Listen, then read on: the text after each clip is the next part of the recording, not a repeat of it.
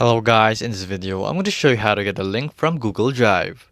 So to do this is pretty simple. So to get a link from Google Drive, all you have to do is open up your drive. So select that certain thing you want to get from your Google Drive.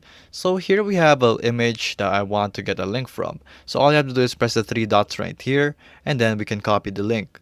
So here you have the link now in your hands. So you can paste this right here, for example, and then it will be pasted.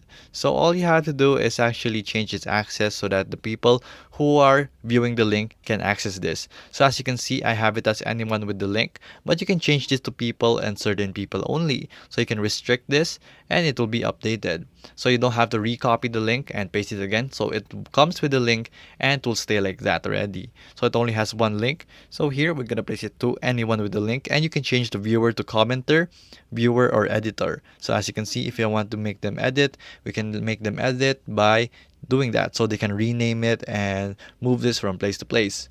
So there you go guys, that is how you get a link from your Google Drive. If this video was helpful, please hit the like button and don't forget to subscribe.